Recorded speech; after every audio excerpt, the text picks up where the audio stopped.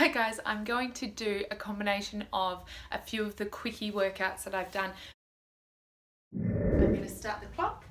Feet are under our hips, tailbone tucks, draw the belly button in and roll down. Walk out, keeping your hips as steady as you can. Hold it and then pike the hips and walk back. So feel that stretch through your hamstrings, rolling up, shoulders back and down. Keeping your core tight, pike those hips up, rolling up.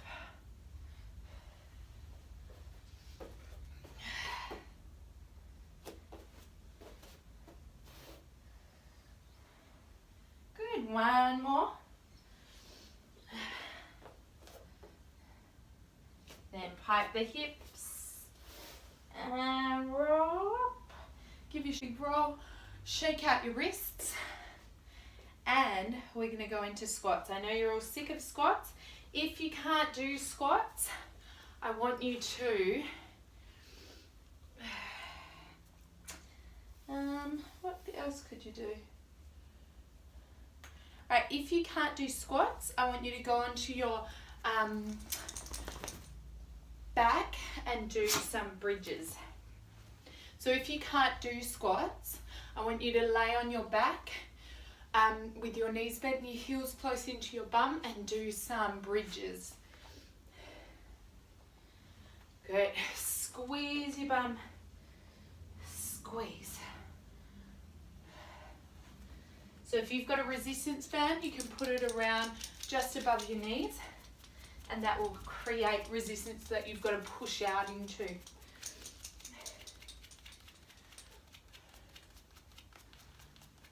All right. 3 to go.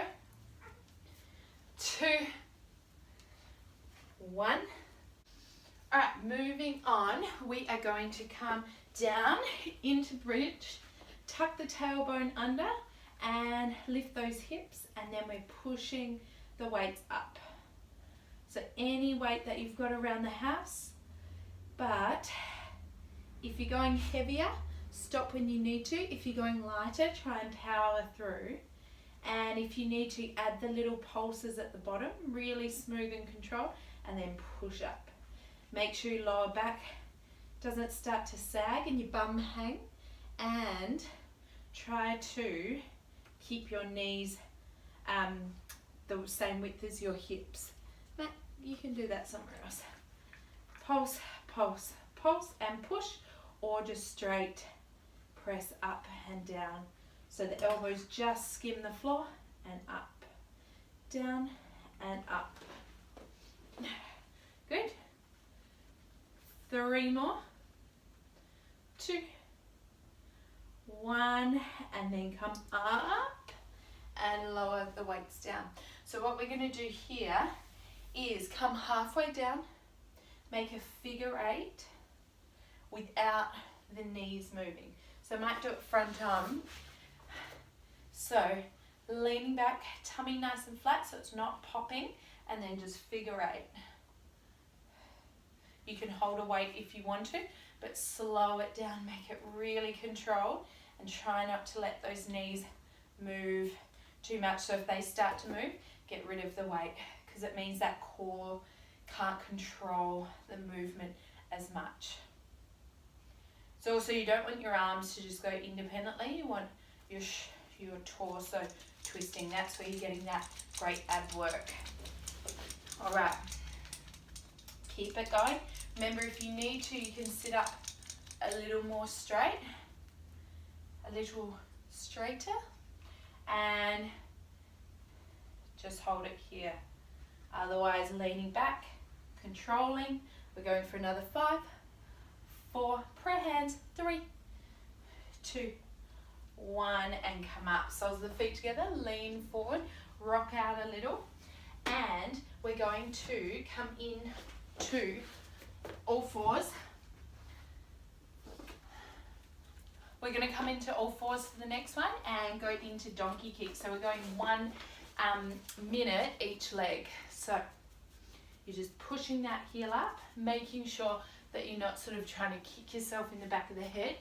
You're trying Making sure you're not trying to kick yourself in the back of the head here. You want to keep it really contained, pushing up and down, up and down. Tummy's drawn in, shoulder blades back and down. You also don't want to round your back. You want to find your neutral spine. Now, because I was talking and not concentrating, I don't know how much longer we've got it. So let's go. I would say another 10, 9, 8. Feel that bum squeeze. 4. Zip up your tummy. 3, 2, 1. Bring it down. Come onto your forearms if you need to for the other side so that you're not fatiguing across your back and not tightening up. But if you feel better up here, take it back up, whatever feels best. Sometimes I find it's easier to find that line from the crown of the head through to the base of the spine.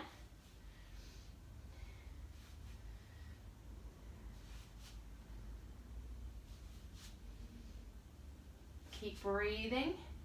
Keep your lower abdominals switched on. Squeeze your bum. You can always just have that little micro pause at the top and then pull it down. Push, pause, and pull. Push, pause, and pull.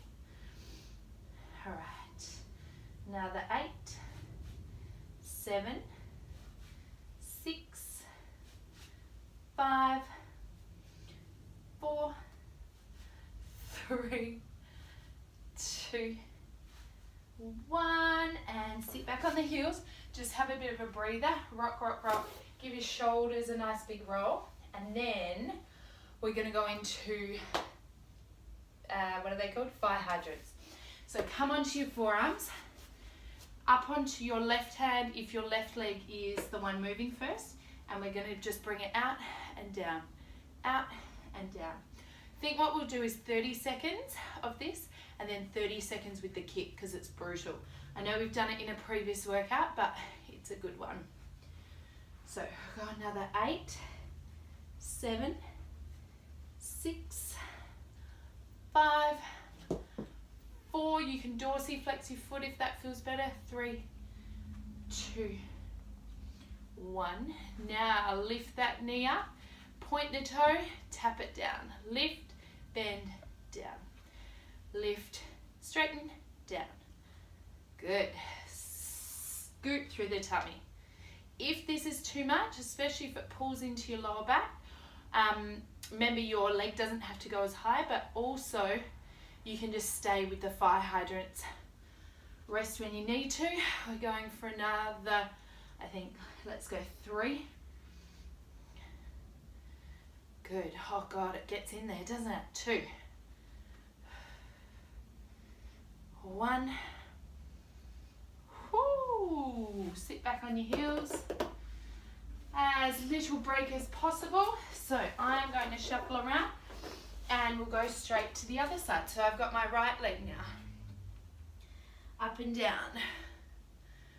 The dog just has to be involved, don't you, mate? Zip up through your tummy, shoulders away from your earlobes. Especially as you fatigue, we all tend to crunch up, the tummy lets go. So you want to keep it contained. Oh God, it hurts so much more on the second side. All right. Now, we're gonna go to the combo. So remember, you don't have to do it. Just keep moving. Do what feels right for you. This side does not feel as good on my lower back.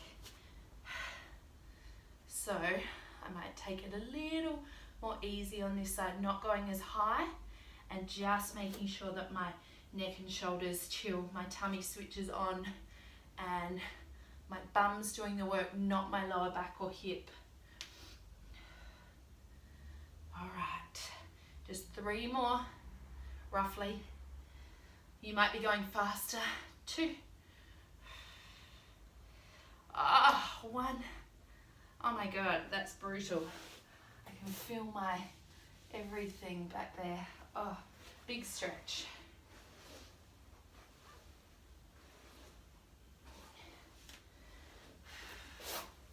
All right, this time, I want you to practice this one because in class lots of people find this confusing or hard, but these are 2 exercises I really want you to try and practice because they're great. So first is going to be a push-up to side plank. So hands are wide here, knees can be in our half plank position, or if you want to do push-ups on your toes, do that. So we're going to lower down, come up, hand in the center, flick over your legs like a bit of a kickstand, push up to side plank. Push up to side plank. If you're getting stronger, you might want to do a push up, come up onto your toes, pivot on your feet, side plank. Push up, side plank. So what happens often in class is people don't replace their hand in the center of the mat. So when they come back, there's too much weight backwards. You want to put your hand in the center of the mat. So it's right under your shoulder when you come up. So it's a lot safer on your shoulder girdle too.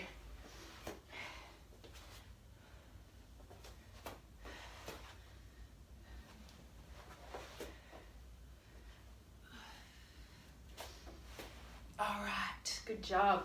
Last 2.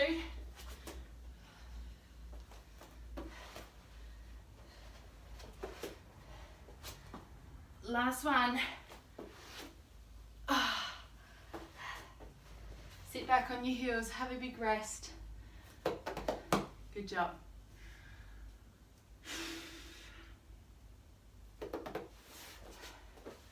All right, another one that people find tricky.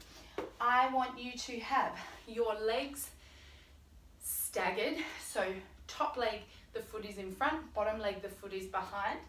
Up onto your hand or onto your forearm. What we're going to do here, I actually find it easier on my hand. So zip up through the tummy. Number 1 is that you're just going to have your bottom knee bent and you're going to bend and lengthen into this top leg. Just to get used to the movement, which does feel unusual. You're coming forward and back. All right, I wanted to put this into the workout, but I thought it might stump a few people. So it's just one to practice for something to do, a bit of a challenge. So up into side plank. Both legs are going to be straight though. So top leg is in front and the bottom leg is behind. So you're coming up into, you want your knees bent as you start. So as you come up, they can straighten. What we're going to do here, hand on the hip actually, nice open chest, and we're just going to bend the knees and then push up. Bend and push up. Bend and push up. So what this is, the knees are coming away from each other. The weight is coming towards the front bottom corner of your mat, and you're squeezing your legs back together. So the weight's in that front heel and a little bit in that back toe. All right, another 4, 3, 2, 1, and come down. Other side. So knees a little bit bent to start with.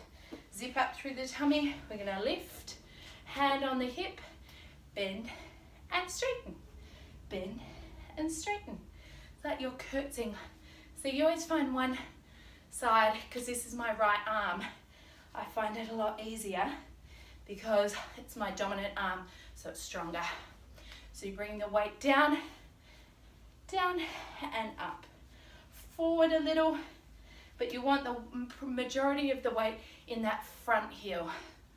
All right, let's go. 8, tummy strong. 7, wave. 6, 5, remember you can slow it right down. 4, I'm probably going a bit fast. 3, 2, 1, and come down. That is your challenge for today. Good job, good job, good job. Good job, good job, good job, Mackie. All right.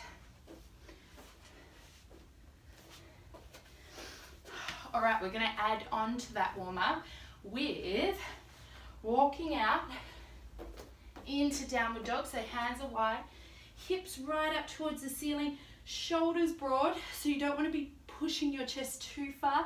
You want your ears in line with your arms. One leg comes right up as high as it can come. And then I actually need to move my hands out a bit more forward. Bring the knee in, leg up. Knee in, leg up. We're going to do 30 seconds on each side.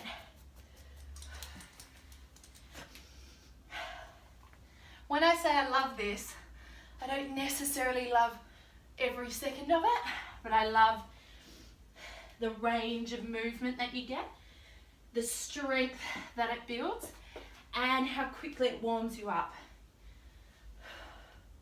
So definitely do it.